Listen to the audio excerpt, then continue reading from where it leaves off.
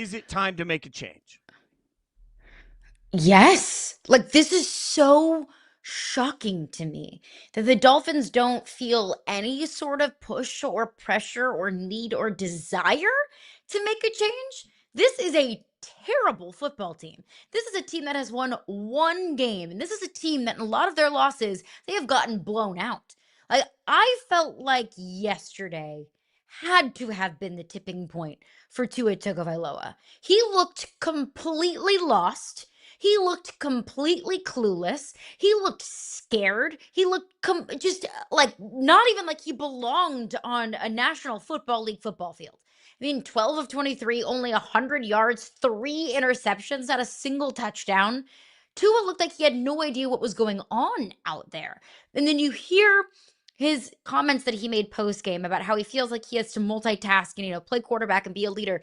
Isn't that your job as a starting quarterback? Is to play quarterback effectively and efficiently, not anything that he has done so far this season, and also be a leader in the locker room. Like, that is your job as a starting quarterback. Tua knows that. I mean, Tua played for Nick Saban in Alabama. Tua's now been in the NFL for what? This is season 6.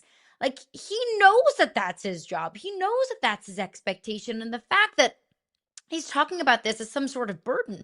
The fact that he got up at the podium and really spread out the Dolphins' dirty laundry about how they're lacking in the leadership department, it is just feels like he's such a liability to this team on and off the field that it just feels like everything is wrong. It feels like this team is so fundamentally flawed from the foundation all the way up. It's not just the record, it's everything that has gone on behind closed doors. Fitz, I think it's a time to make a change at the quarterback position. I think it's time to make a change at the head coaching position. And frankly, I feel like the Chris Grier's position as general manager for this team has run its course because he's the one that's put out a football team that is just not good enough to compete in the NFL. Right now, it feels like everything in Miami is so incredibly flawed.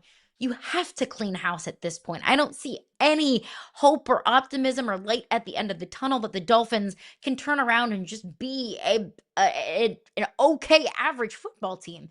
This is a bad football team, and it starts at the root. It starts at the top.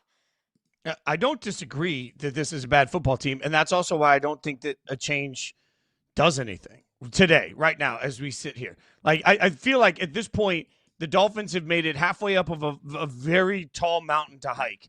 And they're looking at it and saying, okay, well, now what? Do we go the rest of the way to the top of the mountain and try and get to the helicopter to help bring us down, or do we just try and go back downhill? And I don't think there's an easy answer. I think they're pot committed to where they are. Now, you mentioned Tua and Nick Saban, and that's why, I stack these bricks a little differently.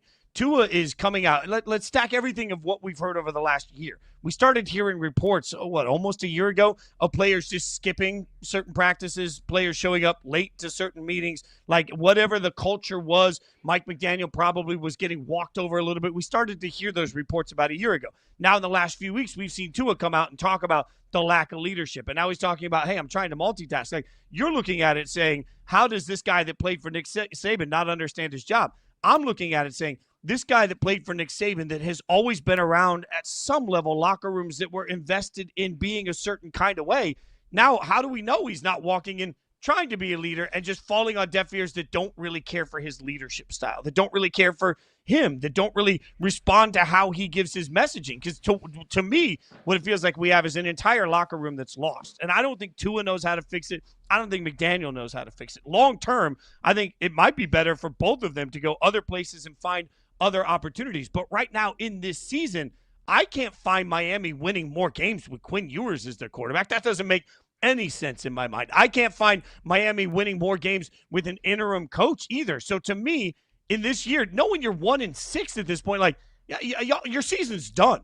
So what are you going to try and win a few games for? To try and salvage something that is obviously broken? Or do you just go through the rest of this season and say, hey, we're going to get our ass kicked every week, and at the end of the season, we're going to figure out who's getting fired, who's not getting fired? We agree 1,000% on one thing. Chris Grier, the GM of the Dolphins, should not have a job anymore. I agree with that He got to wholeheartedly. go. I think the new GM needs to come in and decide, was the quarterback the problem? Was the coach the problem? How do we fix the problem long term? Maybe a complete house cleaning is in order. I just don't think it helps the Dolphins or, frankly, most franchises to do it right now. And I would like to say I never root for people to lose their jobs, but when Of things course. are so bad as they are in Miami, that's the kind of dysfunction that warrants a total and complete clean house. And yeah, you're right that if you fire Mike McDaniel right now and put Quinn Ewers in, does that make you all of a sudden a playoff contender? Absolutely not. It felt like the Dolphins season was over, really, actually, after week one. It felt like the Dolphins season was already on thin ice, even going into this season. There's been nothing that we have seen to make me feel otherwise. But I do think what a change does is reinvigorates a fan base, is at least instills hope into a fan base of we have this under control. We know that we have a certain expectation and a certain threshold for success that is not just not being met. It is so far from not being met that it is almost inconceivable how bad this football team is. It Yeah, but look, reinvigorates a fan base, and my it only gives a pushback. fan base confidence that they can actually have grasp on this fan base, that we have a grasp on this team. It It lasted one half changes. in Tennessee. It lasted one half in Tennessee. There was one half of hope before you realized, no, wait, we just suck. And now what hope do the Titans fans have for the rest of this season? Literally A, none. a new coach. Like that's where the hope comes from. Because But as long as Brian Callahan was at the helm in Tennessee, Titans fans thought, well, why am I showing up for this team? Why am I showing up at these games and paying all the money that it takes to, find a parking spot and buy a ticket and buy concessions for a total and complete bozo as a head coach? That's how you don't Titans think that fans that's the felt. case now, So though? You don't think after getting their ass kicked by Vrabel, like if the Dolphins go out and fire McDaniel and they get one half a good quarterback play out of it, and then all of a sudden it falls apart, the fans still aren't going to come. Like I It's think the it's the hope Dolphins. of a coaching search. It's the hope of a new regime. As long as Mike McDaniel is the head coach in Miami, why would Miami Dolphins fans feel like anybody in decision-making power has any sort of grasp on this situation? They don't, but I don't think to that end. I don't think a change right now is going to get butts in the seats or excitement growing for the rest of this season. You're going to have to get through this season and get to the coaching hiring cycle. We agree that fans are getting kicked in the teeth right now if you're a Miami Dolphins fan.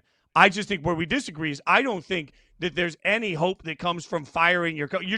You're going to have 1 week of like, well, maybe we won't suck this week, and then by halftime you're like, oh yeah, sorry, we still suck. I'm just not going to watch the games anymore. Like it's just at some point you The realize you're team just sucks. screwed. Yeah, the team sucks, and the team is going to suck no matter who is the head coach. But making up some sort of change, I think, is pledging to your fan base the commitment that you have to winning, because you're not winning right now. What's going to be wild is to see if Tua gets a shot. Like quarterback redemption, we talk about all the time. We have Mhm. seen very good from Tua. It will be wild to see if somebody else can find good in Tua or if this is just the new Tua. And frankly, I think it'll be wild to see what the interest is in McDaniel. Like I don't know that he's a 500 coach today. Even at 1-6, he's a 500 coach. He's won half of his games as the coach of the Miami Dolphins, which is crazy.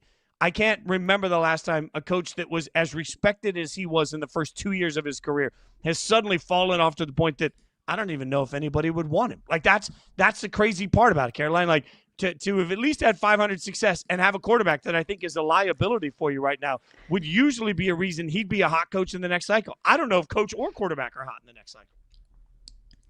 I think I think Mike McDaniel maybe has proven that yes, he's a brilliant offensive mind, but with how much this locker room culture has gone off the rails, maybe he's proven that he's not a great head coach. I think Mike McDaniel would be a very desirable offensive coordinator, a Sure. very desirable offensive mind to bring in because I think that's what he does best. Like if you just let Mike McDaniel cook on the offense and then all of the extracurriculars, the press conferences, the culture building, like leave that to the head coach. Just let Mike McDaniel cook on the X's and O's. I think that's his sweet spot. Like if I'm, looking around to upgrade my offense, I think Mike McDaniel will be the very first call that I would make. Tua, on the other hand, I think he's kind of shown us who he is, and that is not a starting quarterback in the NFL.